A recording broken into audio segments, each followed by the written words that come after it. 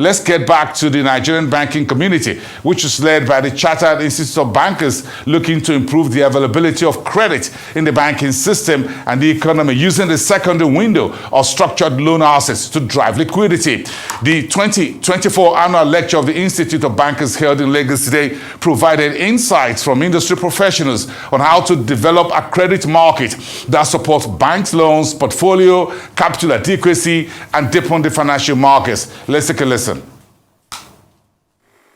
Despite the significant relevance of the real sector, access to credit for such key sectors compared to what is obtainable in other clients is relatively low.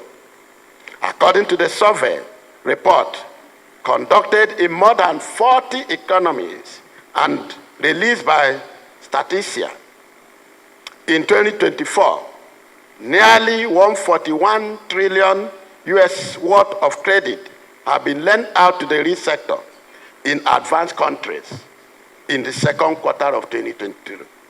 The figures were twice as high as the volume of credit to the same sector in emerging markets. It's worth highlighting the notable improvements in liquidity within the Nigerian real sector. According to the data from CBN, the domestic credit stood at 66.4 trillion naira as at December 2022, showcasing substantial credit extended by financial institutions to the real sector of the economy. This figure experienced a significant surge to 6.1 trillion naira by December 2023, highlighting the tremendous potential for growth and development in the real sector. Even when you expunge the revaluation and inflation, you still see that there was still tremendous growth. However, the volume of credit to the key sectors in Nigeria can be shown as follows. Agricultural sector, 5.8 trillion, which represents 6% of the total credit. The manufacturing sector, 19.7 trillion, representing 21% of total credit. The service sector, 36 trillion, representing 37.4% of total credit.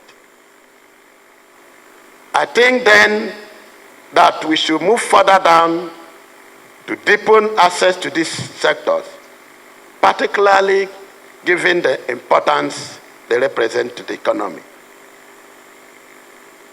Ladies and gentlemen, the recapitalization exercise becomes a welcome development. The recently announced upward review of the minimum capital requirement of Nigerian banks by the Central Bank of Nigeria will further empower banks to extend and deepen credit to the economy, especially to the productive sector.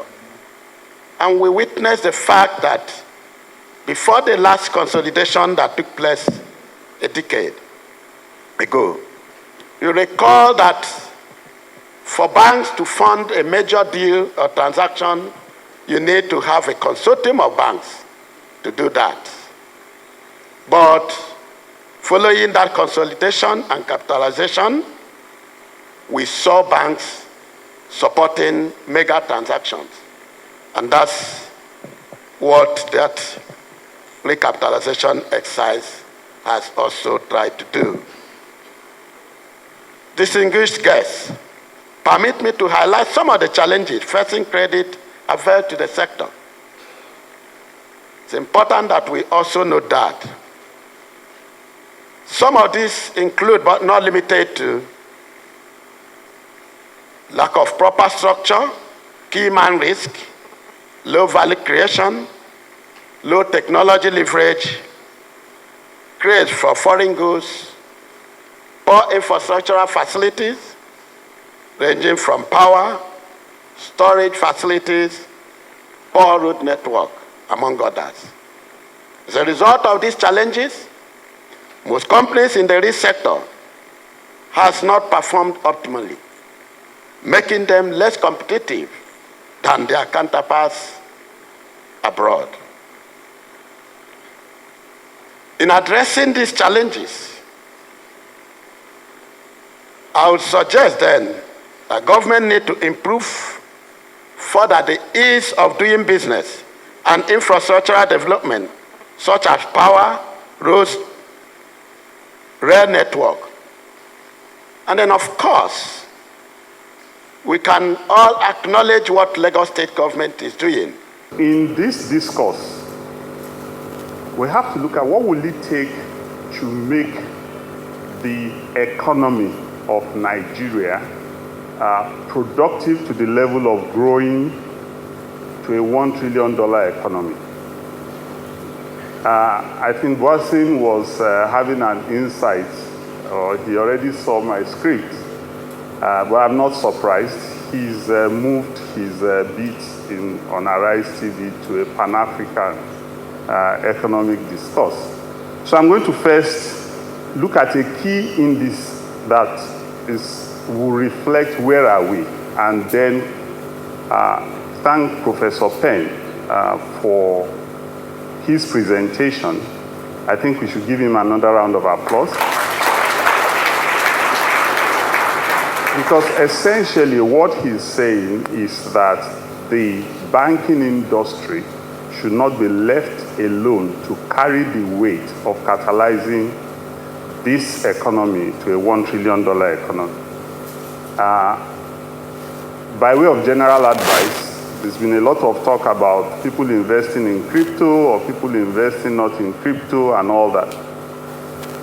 Fundamentally, for me, crypto without underlying assets is a Ponzi scheme.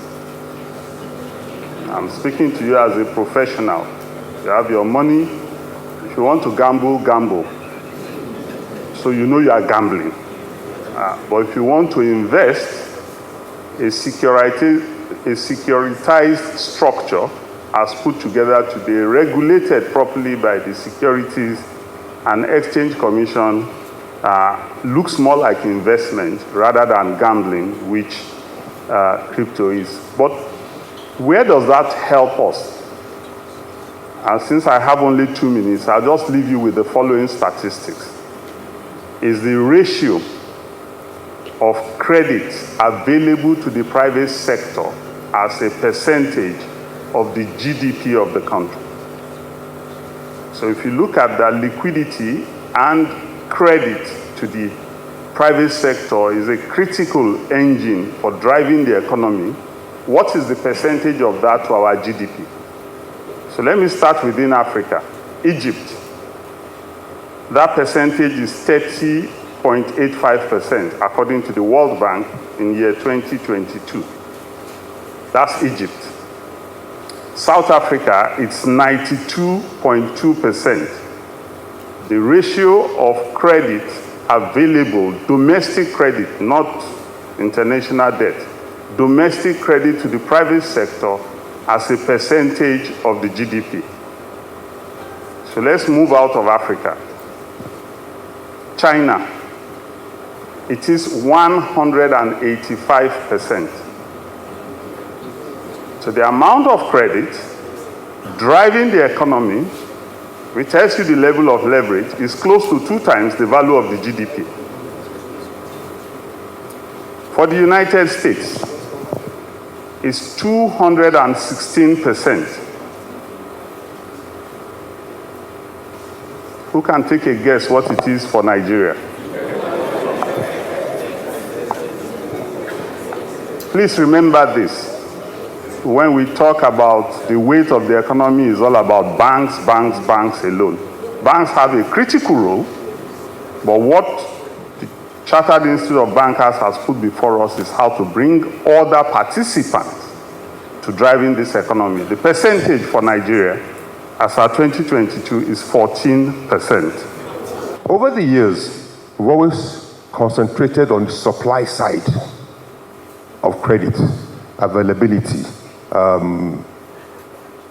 At independence, we felt we needed money for the private sector. So the Nigerian government and the World Bank established the Nigerian Industrial Development Bank in 1964. The criticism was that Nigerians were not able to access NIDB's facilities because NIDB was driven by World Bank processes and procedures. Oh, let's establish another institution, NBCI, Nigerian Bank for Commerce and Industry, in the early 70s. Oh, NBCI wasn't providing solution. Let's establish NAFOND in 1989. All these are supply side. But nobody was talking about the demand side. What is the absorptive capacity of the Nigerian economy for credit? And that speaks to Patrick's statistics. 14% of GDP. What are the factors that drive investments?